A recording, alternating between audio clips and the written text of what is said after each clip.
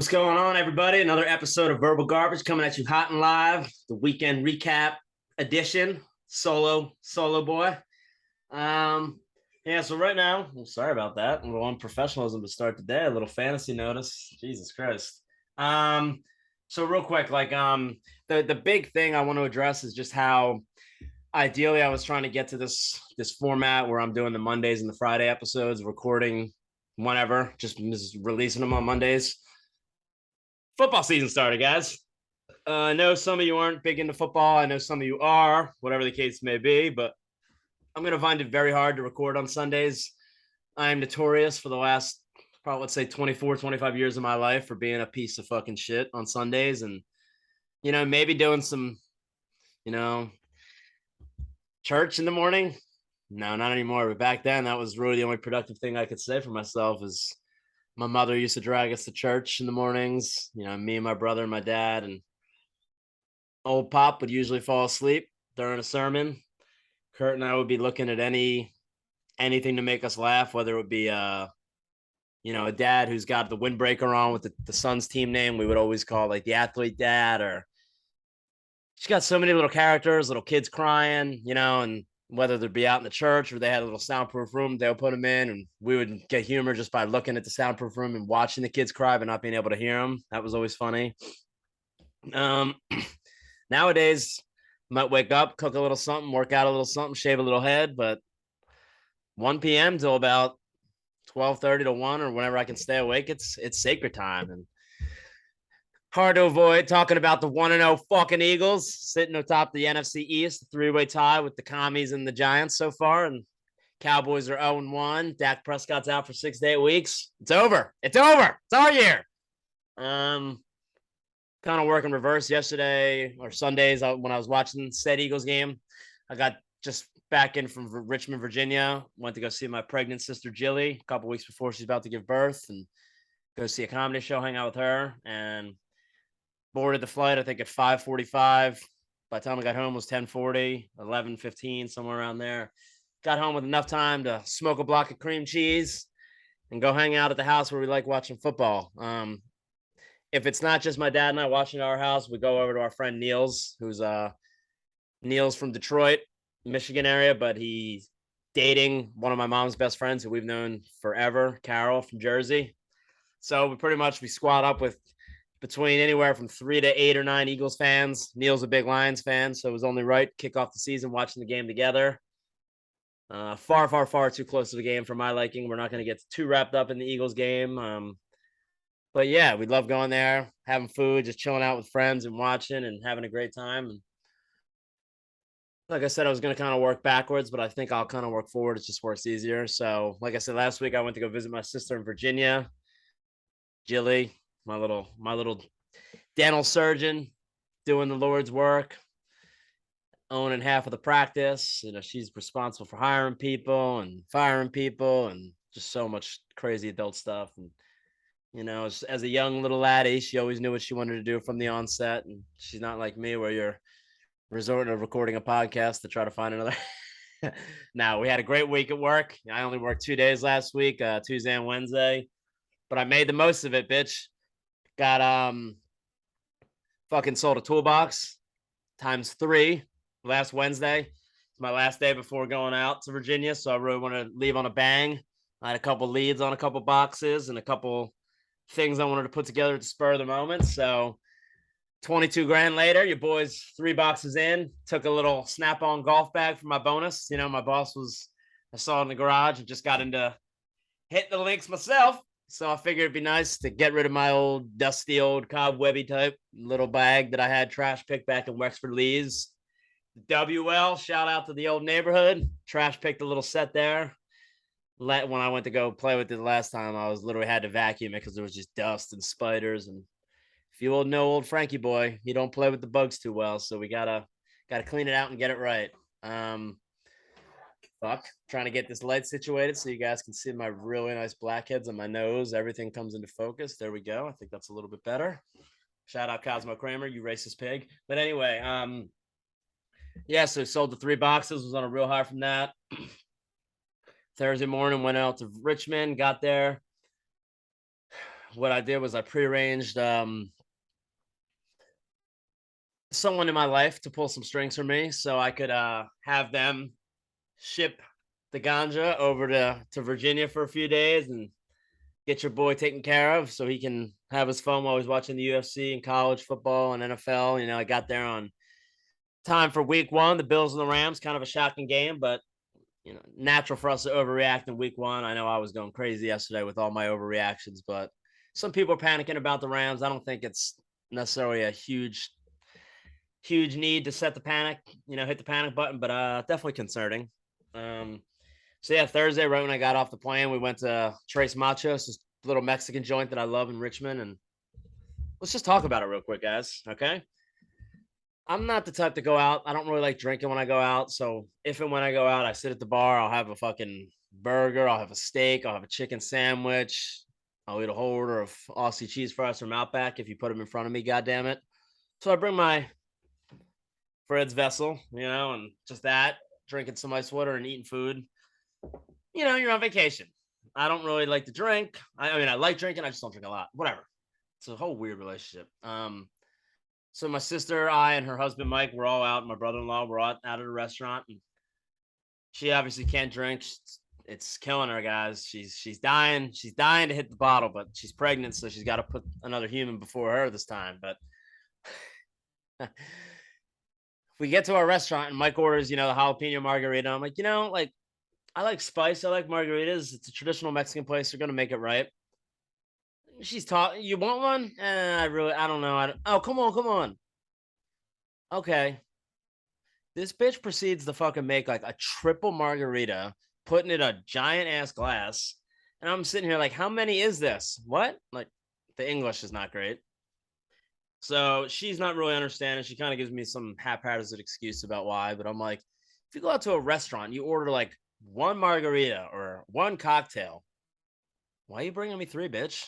Like, one and three, like there's no miscommunication here. Like, it was clear as day. Would you like one? Yes, one. I'll take one. One. Like, I'm not trying to be a fucking little racist pig here, but do I need to fucking say uno? Like, what the fuck, dude?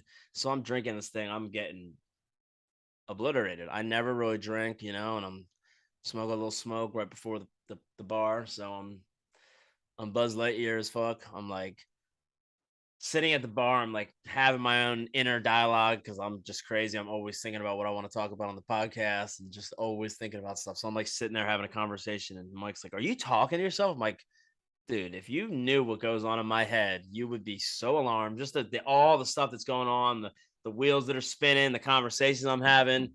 So I'm like, Mike teaches special ed, and I've made multiple cases for myself being on the spectrum. Don't know what kind, don't know exactly what. I'm not saying it's the biggest touch of spec, but it's how could I equate this into like, okay, old fashions. Perfect. I love old fashions. Let's say, the standard amount of bitters for an old fashioned. Okay, this is not the greatest analogy, but whatever. If you're drinking an old fashioned, and real quick, for those of you who don't know, let me educate you. You're not muddling fruit, you're not putting shit in there. No. You're gonna get 2 ounces of bourbon or whiskey. You could do some rye whiskey if you like. So you're gonna get 2 ounces of bourbon, whiskey, 2 ounces of whiskey, whether it's Scott, whatever. Fuck you. I like bourbon. It's a little sweeter. Then we neutralize that with the bitters, right? So you're going to do 2 ounces of the spirit, the brown spirit. You're going to do a 1/4 ounce of simple syrup. And then you're going to do, Kurt and I, we like to do 6 dashes of bitters because we do, orange, chocolate, cherry, Ango, black walnut. The traditional is just the Angostura bitters where you'll put, 2 to 6 dashes, we'll just say. We'll do 3 chocolate, 2 orange, 1 black walnut, mix it up. We're sort of always doing something different. So if we're talking spectrum dashes, I'm not trying to be offensive here, obviously. I mean, I'm related to a few on the spectrum, and I think me. Shut up! I keep doing this, guys, and I'm so sorry. I put on airplane mode, and I thought that would kind of silence it, but you know what? We'll have a ping once in a while. It's not worth losing the air. So let's say a normal functioning person who has just a normal Down syndrome, let's say they have 6 dashes of bitters. I'm making the case for me to be between 1 to 3. Let's call it like two, a real heavy two, closer to 3. Um, there's a lot of things wrong with me, a lot, but I think I'm funny, so that's why I wanted to go on here. And I never thought I'd be talking about me being on the spectrum, but the more and more it goes on, like today, I was out selling tools, and another fucking 2 toolboxes gone today, motherfuckers. But I made a mistake when I was doing the number. Never mind. I shouldn't say it. Yeah, so anyways, when I was at the bar, like I'm like sitting there having the dialogue, I'm like, what's going on? I'm like, bro, just think of me as another case study for you. Like you can teach the kids, but then you have me also to be like, holy shit, what is going on with his brain? Forgot to get to the airport coming in to Virginia, flying out of beautiful RSW. And my little thing that I like to do when I fly, because I talk about it all the time, I'm a big water drinker. So I'll bring my little 30-ounce Yeti, not the big guy right here, but the little 30-ounce traditional ones that you guys will see. And I'll put that in my book bag, on the way to the airport. I'm drinking my ice water. When we get to the airport, you got to dump it. Obviously, you can't transport liquids. So oh, I just thought I was fucking not recording. And I was like, are you kidding me? Uh, anyways, hoping to get this released Tuesday or Wednesdays for every week now. I'm sorry, but Mondays are going to be the easiest. I get done work Monday. I come home. I record on Mondays, send them over to my guys until I can figure out how to do the intros myself. It's going to be a 2-man process. So there's going to be a little bit of a delay, unfortunately. So I'll bring my Yeti with water. I'll dump it out, and then we'll go to the airport. And I'll go to a Starbucks and I'll buy a water bottle. The smaller water bottles, because every time I buy the bigger water bottle, I have so much left over because I pee so easily, and I have another fucking plastic thing in my bottle. It's just taking up too much. Fucking shit. Stop. So I'll get the smaller water bottle, and I'll just give them the Yeti and nicely hand it to them. Like, hey, can you just fill us up with ice? I've only had a few people reject me, and I don't need to go into that right now because that was a whole nother experience. But here, like the line was bananas. It was super early in the morning, like not super early, but like peak travel, 8, 9, somewhere around them. And there's a line of about 15, 20 people deep. And I'm like, fuck it. I need water when you're flying, especially I had a layover in Charlotte. So you kind of have to have the hydration fluid. Speaking of which, the hydration fluid, right? So line 15, 20 deep, and I evaluate it. I look at it. I'm estimating times. I'm good. Before the plane rides, anyways, I like to stand up as opposed to sit down because I suffer from RLS. If you or anyone you know suffers from RLS, you can contact me or come on my podcast. We can talk about our symptoms. We can discuss possible solutions to our symptoms. We can figure out how to live, how we can cope with this. How do we stay up when we're dealing with RLS? For those of you who don't know, RLS is restless leg syndrome. I got bit by the bug, dog, and them legs just start tweaking. I start fucking kicking my legs and getting them all crazy, and haven't really found a way to fix that yet. So if you or anyone you know suffers from RLS, call Verbal Garbage, please, today, and submit your case to be on the show. And ask, you don't need to submit a case, you're on the show. Anybody can be on the show, literally anyone. So anyways, 15, 20 people deep. I'm standing to get the legs juiced up so I don't have to worry about sitting, getting the RLS on the hour flight. Little bitch. So standing there, and 5-10 minutes goes by, and the little barista girl just has a fucking meltdown. 3, 2, 1, go. Just so everybody knows, I got about a 10-minute turnaround on all these drinks right here. I'm working on the online orders as well, and I got all this stuff. So it's just going to be a while. If you guys want to stay in line, you can, but if not, just know it's going to be a while. I'm like, just so you guys know, that was a reenactment of the girl. So I'm sitting there, and I kid you not, like I literally have my hands getting ready to start like clapping and give her a round of applause for her little like motivational speech to the team. But I'm just like, all she had to do, and this has come from, I feel like I'm pretty qualified to speak on these things. Honestly, there's not many things that I have extensive knowledge on that's useful, but hospitality, like customer service stuff, I'm your guy. Like it's what I do. I sell now, but I treat it with a sales / customer service vibe for sure. But I've done bartending, I've done serving, I've done retail, all different types of retail sales. So I just know how to treat people. And I'm like, listen, girl, we know you're in the weeds. We know you're fucking stuck, but I got a couple things real quick. First of all, you work at Starbucks. What do you think your mornings are going to consist of? Are you gonna answer me, girl? Or like, okay, we actually got her on the line. No, no, I'm not being rude. I'm just asking you, like, when you when you signed up to work at Starbucks, you filled out the application, they called you back, said, "Hey, we're gonna offer you 15.25 an hour or like $18 an hour, whatever they're paying them now, minimum wage." I don't know what that is, but like whatever they're paying you, like I'm just curious, like, what did you think? Like and it's in an airport. You're busy, people are in a rush, like people are gonna be assholes. You're dealing with all kinds of people. What did you think the morning was gonna be like? Well, man, I don't know. I just thought like there was gonna be a turnaround time where I got the little like I can make 3 lattes and like a caramel frappuccino latte, but then like the next person in line is like 5 minutes away, or like maybe 2 lattes in a row, but then a water. You know, every fucking person that comes up to the register is ordering nothing but cappuccinos and lattes and frappuccinos and mochas and americanos, and I'm getting frustrated, and I don't know. Okay, I understand, but can I just like propose something to you?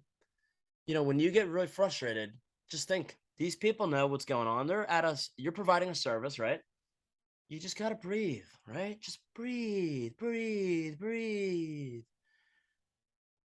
They're going to be rude. They're going to be assholes. But you got to know you got the leverage, bitch. You got the coffee. You got the foam. You got the milk. What do they got? They got the money. Is there another Starbucks? No. Are they going to go to the Great American Bagel Fat? No.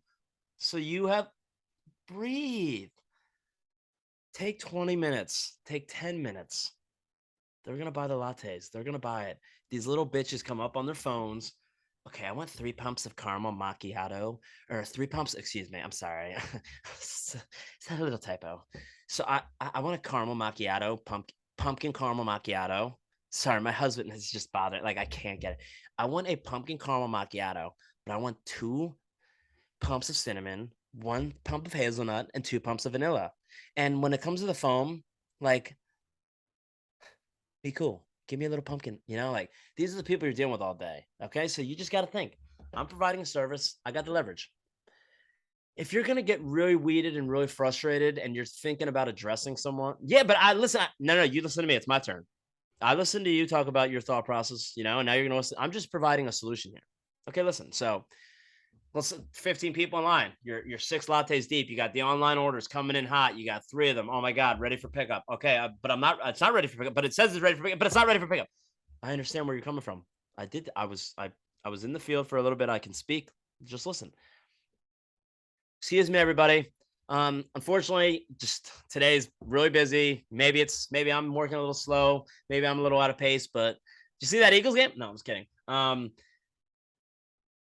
Guys, it's a little bit of a turnaround time in the lattes right now. We're getting really slammed. We're short staffed due to the monkeypox pandemic that's really about to hit us like the dengue fever. So I need you guys to just be patient with me. And I'm you see how I'm mixing a little bit of humor. Yeah, that was kind of cool. I saw how you did the humor shit, but like, what? No, I'm not done, guys. So thank you so much for your patience. And listen, rest assured, quality will still be the same.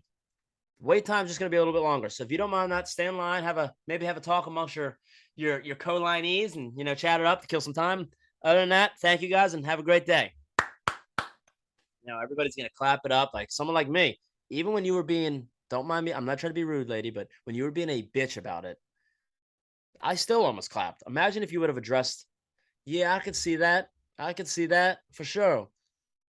Okay, so what do you think going forward? Like, I just gotta understand. Like, when you sign up for the job, like I said, you're working at an airport, right? You're working at a Starbucks. There's going to be complex orders coming in. It's going to be busy. Do you not think you're going to be in the hole with a lot of lattes and macchiatos, girl? So let's just try not be so disgruntled next time. Even if you're really frustrated, you can't show that. Then you look weak. You look like you're ready to break down. The people are going to pounce on you. They're going to one more little rude comment. It's already subconsciously going to set you off even more. Let's just breathe, relax, maybe keep a stress ball behind there.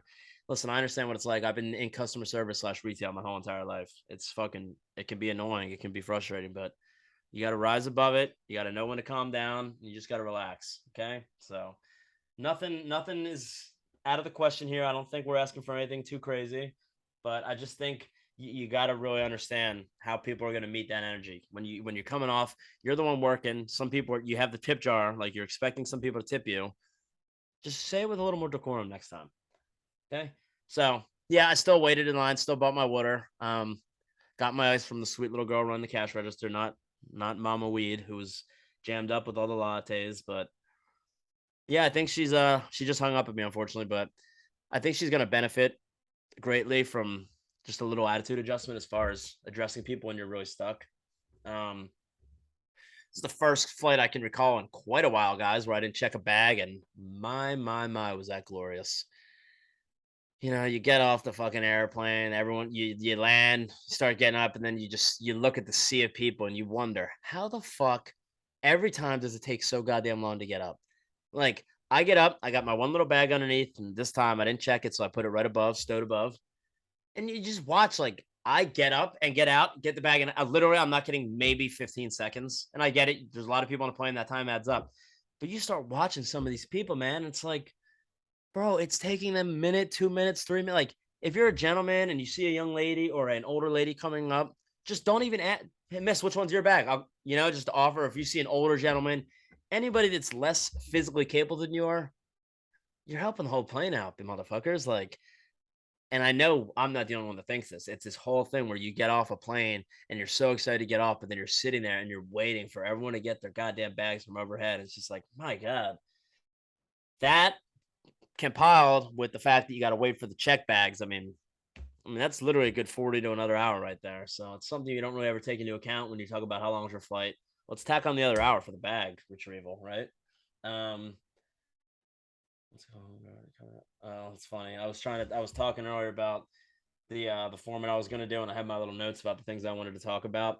But all the stuff I was saying about me being a case study for my brother-in-law, who's a special ed teacher, all got recorded on there. So I'm deleting that as we speak, which is kind of funny. But yeah, not having the check bags was amazing. Get right off the plane and then just literally go right out to your ride. So that was awesome. Um, yeah, I didn't, I went and got my teeth cleaned on Friday. My sister can obviously provide that service. So instead of having to come here and pay these dirty dentists, I get to go to the greatest mouth technician known to man and have her work on the gums and do some shit. So that's always good. The whole weekend obviously was predicated around, obviously I got there Thursday night football, great game. Anyways, I'm going to see my sister Jilly right before she has her baby. And I'm not gonna lie, a huge reason I went was definitely at the top of my list going into the show, and now he's at the top as far as entertainers live in the comedy field. Mr. Mark Normand. I got to see him live on Saturday night. We bought like a VIP table, so we were literally like, my knee was just resting on the stage. Now, for those of you who haven't been to comedy shows, I've been to about, I think that was my ninth or 10th. I've been to a good amount. And I'm going to keep going because Lord willing, I'll ever get the skill and the nerve and the courage to be able to go up on stage and try an open mic one night, because I truly admire and respect and dream of that skill set so much one day. I mean, my God, coming on here and just rambling, I feel like it's pretty good mental exercises to be able to free flow and kind of not have much to go off of. And I've gotten pretty good feedback so far from the podcast. So anyone who's listening, I appreciate it. I'm just trying to get better each week. And just like I said, it's almost a mental exercise for me at this point. I really enjoy getting on here, talking, working out my thoughts from the week. And, when you see people, you catch up and you kind of like talk to them about stuff that's going on.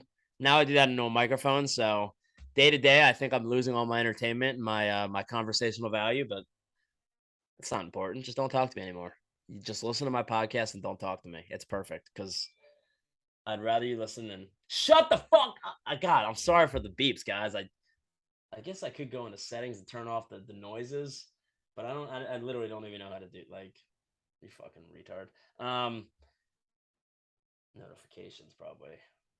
Sound. Sorry guys. It's just it's driving me nuts. Like, you don't deserve to hear that. Okay. Pinging sounds off. Excellent. Where were we? Oh yeah, so stand-up comedy. Like, I'm not shying away from it. It's a dream and it's a goal. Even if it's to try one time or 10 times, whatever the case may be, it's something I need to do. So if you guys live around me, please come out and support me when I try to do that. It's going to mean the world if and when that day comes. Yeah, so my little warning would be, if you're a little sensitive or you can't take a joke very well, don't ever go to a comedy show and sit in the first row, maybe the second or third row. It's all kind of dangerous. But like me, I was literally like the guy that was like most in center of the stage. Like, I was wearing this hat, but right when the show was getting ready to start, I was like, Let's go fucking clean ball to draw all the attention. Cause I was ready to get roasted. It was just fun. So he's got 2 opening guys coming on. One guy's doing awesome material. He's doing some stuff, and then he's getting into a little bit of crowd work. He talks to a guy next to me, asks what he does. I'm in sales. What kind of sales? Life insurance. And then he kind of goes on him for a second. Then he moves over to me and he's like, "What do you do?" I was like, "I'm in sales." He goes, "What do you got? A fucking fleet of salesmen tonight?" I thought that was pretty funny. And then he's asking me what I do. And oh man, this kind of led to the whole night. I talk about how I work for Snap On Tools. And both of the opening comedians didn't. Well, the second guy kind of knew what it was, but the first guy didn't. He was like, "What the fuck are Snap? Like, is that like something for a pegboard?" And we were just dying. Like, now, obviously, he's not like roasting me there, but he's, including me. He's talking to me, and it's a fucking sold out improv, the Richmond Funny Bone. So I was probably, I would say 500 people, 300 people, something like that. So you're getting roasted. And I love it, and I want to be a part of that one day, be on stage in his role.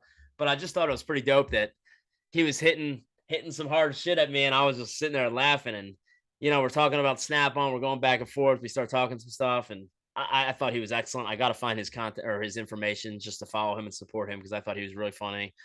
And so he brought up the next guy, this fucking hilarious ex-military member, about a pretty big black dude, got the dreads going. His name was Chris Allen. Funny guy. He was vicious. Like I said, the guy next to me. So their table, it was a 4-person table. It was the life insurance salesman, his girlfriend, his girlfriend. Then it was the gentleman's son, who is not the biological mother of the son. So that was his stepmother. And then the son's girlfriend. So the next guy, Chris, the comedian, Chris Allen's coming on stage, and he's kind of conversating with them, asking, "So who's this? Who's that? I want to fuck that white bitch." And I was like, "Oh shit!" Like, he was going right at it. So he was like, "Well, that's my girlfriend." And then he's like, "Damn, your mom's hot," because he was talking to the dad, but then he's pointing to the son, "Damn, your girl's hot." And he's like, "Well, who's all at the table?" So he's like, "Well, this is my girlfriend, this is my son," and he just stopped. The son had a girlfriend of about 6 months, but he just the dad glossed right over her. So he's like, "Who the fuck's this bitch then?" And he just started doing some hilarious shit. And he was pretty much talking about when he found out it wasn't the kid's mom, it was someone. I was like, "Well, now you got to be fucking that boy." So it was just hilarious. He was going at this guy, just making some jokes. And then he came over to me. I'm sitting there with my bald head. I'm wearing a grunt style t-shirt, which is like a company made by veterans, people who support, like me. I support military, first responders so much. So I bought a few of the shirts to represent and support.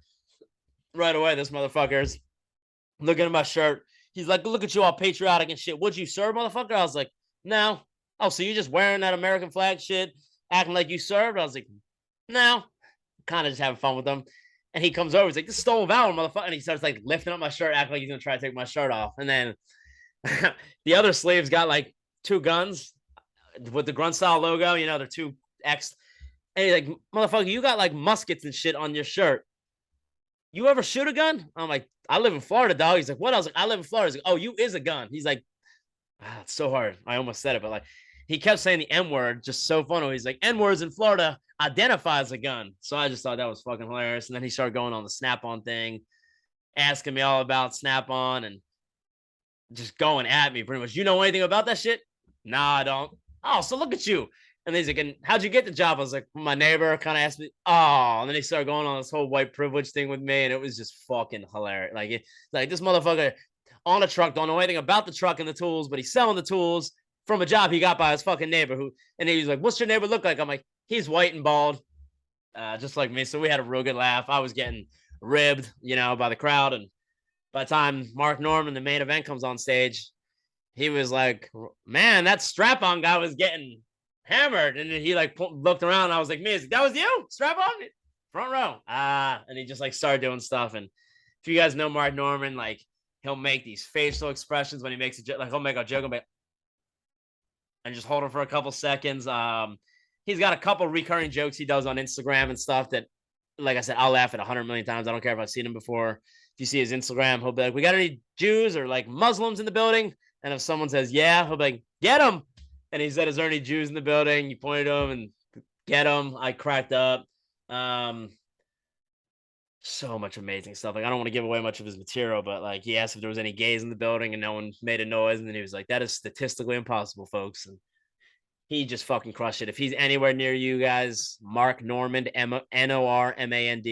Check out his YouTube. Check out his special. He's on Netflix. I mean, this guy is fucking hilarious. He is my number one comedian. The show he put on live, not to mention after the show, he's selling his t-shirts with comedy because he's known for just saying comedy. So he's sitting there selling shirts, literally himself. He could hire someone to do that, and make one of the openers. Now he's out there doing it himself. Fucking awesome. I got to talk to him for a couple minutes, got to, make my admiration and appreciation known for all the stuff that all the content he's provided, all the inspiration he provides me with that, makes me really want to try to get on there and get into that realm one day. So shout out Mark Normand. Fucking love you, bro. Thank you for the shirt. Thank you for the show. Absolutely incredible. UFC over the weekend. Got to talk about that a little bit now. Watching at my sister's house, obviously, with us three. Where do we begin? Johnny Walker, great win. Irene Aldana, I'm just going off the top of my head, see if I can remember the results. Channeling her Nico Price. Shout out to my boy Nico. Someone else finishing someone from off the back with a kick. She kicked him right in the fucking liver from her back, got her heel dug right into the liver. Insane. There was also another part of the fight where she tried to hip toss, or I think Macy Chasson. She tried to hip toss Irene, and Irene put her in this crazy series of arm bars that she kept escaping. It was fucking dope. The third fight was Lee versus Daniel Rodriguez. If you guys followed the event, you saw how the final three fights all got shuffled around. Lee was supposed to fight Kevin Holland. Lee ended up fighting Daniel Rodriguez, who was 8 pounds heavier and 10 pounds heavier. I think Lee won the fight. This decision said otherwise, so we'll move on from that. Whatever. I mean, we'll save that for the MMA show. By the way, hope you guys enjoyed that. I don't know if you guys are big MMA fans, but please check it out and just support me. Me and my buddy Kate are planning on doing that once a month or so, and maybe get some other people on and just talk MMA. The past fights, the current fights, the upcoming fights, the rankings, the news, the divisional landscapes. I mean, there's plenty of shit to go off of. And to be honest, that's something I've had kind of in the works, because between football, basketball, I mean, mostly football and MMA, but during the season, I want to get some kind of show going, just talking about football for an hour. So I'm going to try to find someone that can kind of, their schedule matches mine, and we can do them on Mondays around this time, 4:00 in the afternoon or so. That'd be dope. Love to just talk an hour of football each week, so I don't have to talk about it on the solo episode, and then get to kind of just have an NFL episode about that. And as we go, we've been messing around with the format. I don't really have a format, guys. I'm sorry. I'm trying to like the likes and the dislikes and such. I'm just going to go in here and talk, and if I can fill up some time, great. If I'm struggling for stuff, then I'll start trying to really make a concerted effort for some topics. But I usually make life fun enough over a week, being an asshole or being nice or whatever, to have some stories and some humorous tales to talk about. So yeah, that Kevin Holland Chimaev fight had some beef. Chimaev, fuck you. I want to save some of this for the MMA talk. I'm not going to get too deep into it. Fuck you. Big heel turn, piece of shit. Turn the whole community against him. Yeah, he looked great. He's a good fighter, but half the part of fighting is making weight. You sign a contract, you agree to a contracted amount of weight that you're going to make each time, and you want to try to come in and get this competitive advantage, cutting more and fighting bigger than other people. Well, fuck you, dude. Fight at 85 and fuck off. Main event, Nate Diaz, Tony Ferguson, one for the ages. A matchup we would have loved to seen maybe 5 years ago, but maybe 5 years ago, Tony would have fucking destroyed Nate. So maybe it happened at the perfect time. The MMA gods were really looking down on Nate. Chimaev was going to come in there, throw him to the ground, and beat the fuck out of him, whether he choked him out or made it last long. Who knows what would have happened, but they did the Tony Ferguson swap. Nate ends up guillotining him with 209, the vaunted Stockton area code or whatever you want to call it. Remaining on the clock, so kind of all panned out for Nate. Pretty dope. I think I just had another little thing on the tip of my tongue. The MMA fights were great. Looking forward, I was away for one weekend. Missed my bidet, missed my golf clubs. I'm definitely loving golf life already. Like I said, I got that Snap-on golf bag, ready to hit the links with that in style, and got the fucking glove dog for the left hand. So I'm ready to, maybe get a little more grip strength. I'm playing around with the idea of maybe golfing on Sunday mornings as well, to get my beak wet before the football games, kind of tinkering. That's a thought for this weekend, honestly. The thought for this weekend. That's a fucking thought for this weekend. Yeah, I miss jiu-jitsu. These are all the things when you go away, it's hard. I tried to reach out to a jiu-jitsu gym there, and they're still not accepting visitors from out of state. Are you fucking worried I'm gonna come and bring monkey? You guys got great immune systems. You're training with people anyway. It's already established. People who have it, you can still get it and transmit it. So what? Like, I just wanted to train for a day, guys. That's all we wanted to do. I'm wearing the Seinfeld shirt, the Cosmo Kramer shirt. It's a little baggier than what we would have liked, but I've had to sit in my drawer for a couple years now, and it's just back when Freddie Fat Pants was around. I was like 230 pounds when I was 18, 19, 20 years old, and now I'm age 30, male, roughly 166 pounds on a good week, or like 163 on a good week, 173 on a really mischievous week. When the Panzerati's are flowing, I see a little bag of, just brought to my mind. I just got them over the weekend. Still haven't tried them. The cheese that snapped, little new flavor of cheese that's out there. The texture, guys, as someone who's on the spectrum, and the texture is a big deal to me. That thing is going to be really surprising to a lot of you guys out there. I think you're going to enjoy it. You saw the last episode I did in here. We had the studio set up. It's fucking popping, baby. My boy bought me a little backdrop right on that back window. I'm gonna be hanging a mushroom drapery because everyone's starting to know me as Mushroom Frank, and maybe the reputation's spreading a little too quickly. And I'm not as crazy as you guys might think. You hear, I'm like, oh my god, he's doing so many mushrooms. Nah, the last time I fucking did them, it's because my buddy was doing them, but doesn't have much experience. I got a lot of experience, and I wanted to help him be a guide. If anything were to go wrong, I'm here, baby.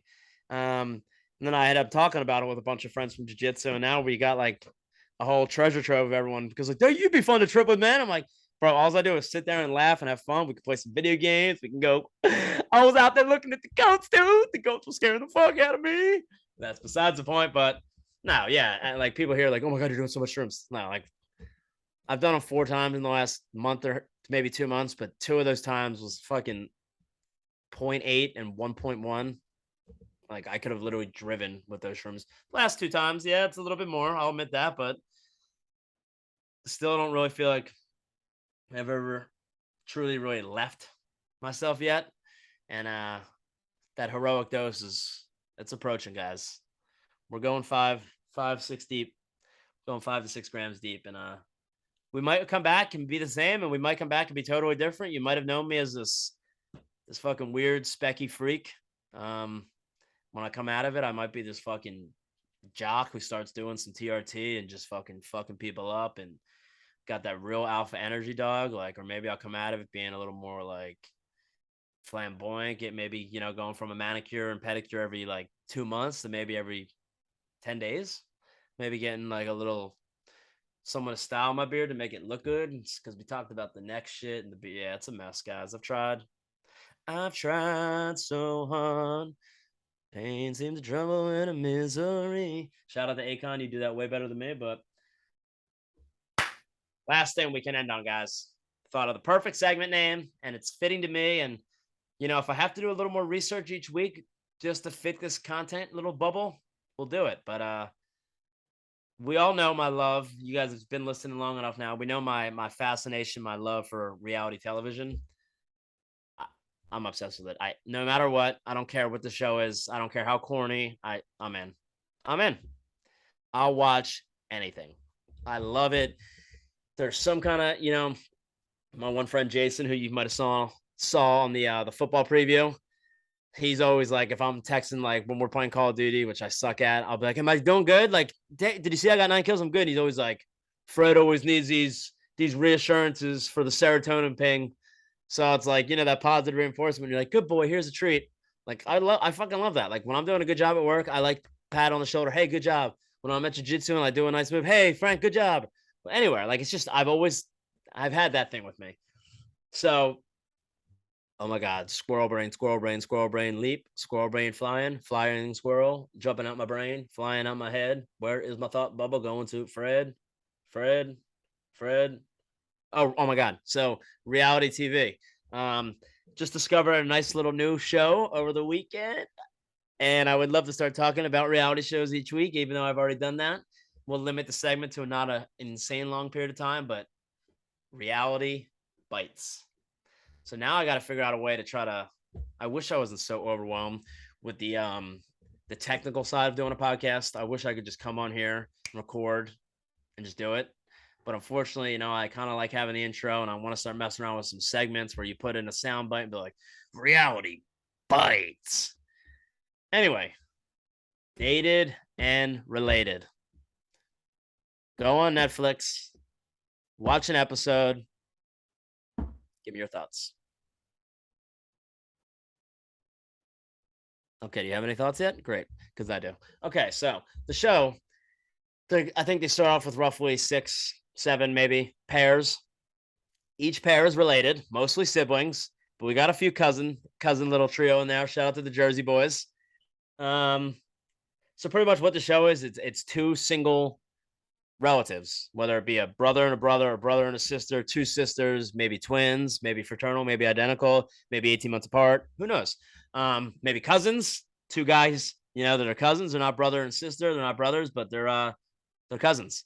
They're great. So the show objective is to try to go on there and find your siblings' love, right? And they have this whole thing where if you and your sibling find love, you get $100,000. So you're trying to essentially be a wingman. There's certain things in life that you feel like are a calling, whether it be the real world or I'm a hopeless romantic. I don't really know any other way to sugarcoat it. I don't think I'm like that ugly. I mean, I know there's some shit like, yeah, I'm definitely losing my hair. Sorry, guys. I'm sorry, man. I tried and it's gone. And there's other people that just keep it going and shit. I'm like, bro, like this is 2 days ago. It's not bad, but you can see right here and right here. It's just that little widow's peak that I'm like, no, it's over. Even when I'm like stubbled up like this, we wear a hat, and maybe the hat was more for the Eagle support, Eagle, but maybe it was more for covering up. Who knows? So, anyways, and by the way, fantasy's looking pretty good. I think I'm gonna be 2-1 out of my 3 leagues to start. That Justin Jefferson Cooper Cup combination in 1 league, dude. Holy smokes! Oh my god, what a start. So Reality Bites, the show. Siblings, cousins, being a wingman. So, like I said, this truly could have been my calling, guys. I mean, I go on there. You know what? Sass, if you're listening. Now I know you already have 2 kids. You're a little bit older than the pool that's on the show. But what are your thoughts? You and I auditioned for season 2. Put our tapes out there. 2, I don't want to speak for you saying you're a hopeless romantic, but 1 hopeless romantic and 1 who's just, has her kids. She's happy.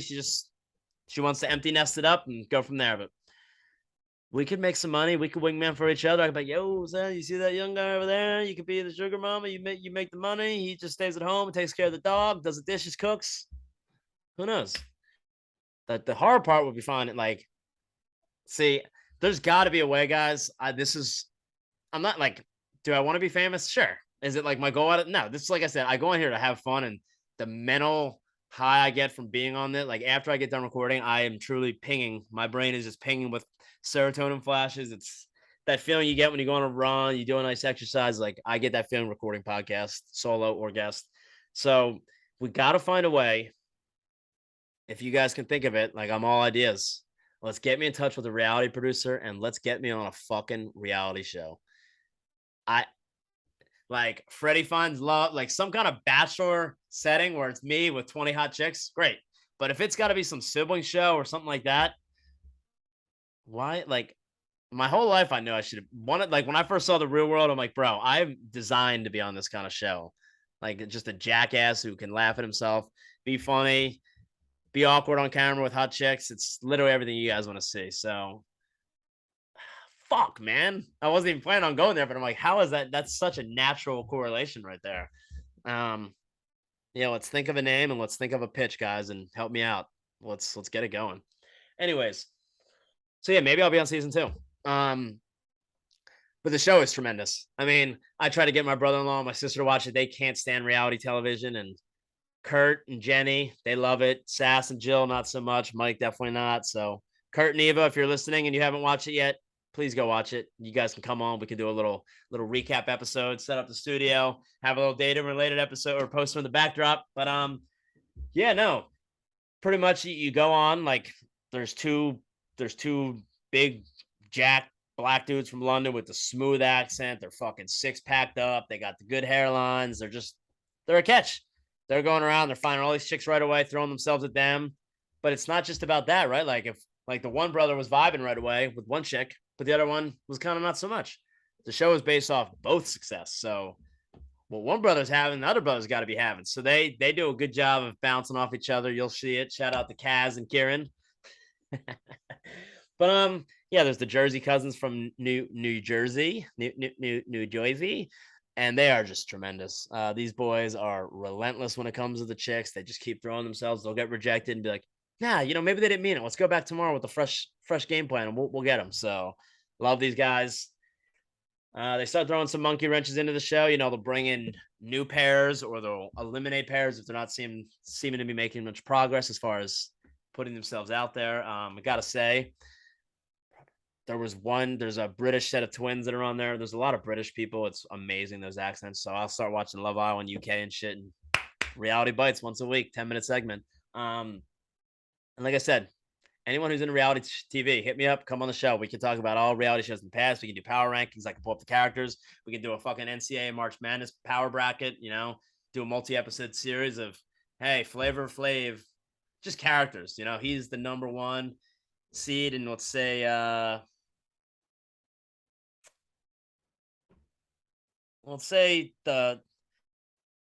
so in this show, there's a girl named Maddie, and her sister is another chick, and she doesn't really get it much attraction from anyone. So she would be like a 16 seed, and then we just kind of go down. Teresa Giudice from Real Housewives of New Jersey, we'll give her like a 3 seed, and I could really work hard on this. I'm not opposed to it. So the show's amazing. Don't remember where I was just going with that, but I feel like the reality bites thing is something that could really start taking off and maybe parlay me into reality TV stardom. I could be a fucking heel. I could be the good guy. I could be like the little mama's boy, like, hey, I still live at home, and I went, oh, cool. I bet I'm a better cook and a cleaner than that lady, but I'll still put on the front. The producers, you guys tell me what you want. Like, if we go to ABC, I mean, I'd rather not be on The Bachelor. I think that's too watered down, but get me on something like one of these crazy Netflix shows, or like Bachelor in Paradise, when that show, before everyone started getting all PC and woke, that show was really fun. So yeah, it's just hard not to talk about football, and I was really hoping to get a football episode done this week, but I'm planning on getting those, try to get them done each week, and I'll figure out a way. Maybe on the weekends we'll release a set. I don't know. It's still brainstorming. I'm trying to think of stuff, guys. So just bear with me. Keep listening. Love doing it. Love you guys for listening, and spread the word. So keep trying to get it out there. So another episode of Verbal Garbage Solo Edition in the bookies, and got a guest episode dropping Friday for you guys, and we'll be back again next week to do it. Maybe throw in an additional football content episode, which I would love. So thank you guys all again. Have a great week. Peace.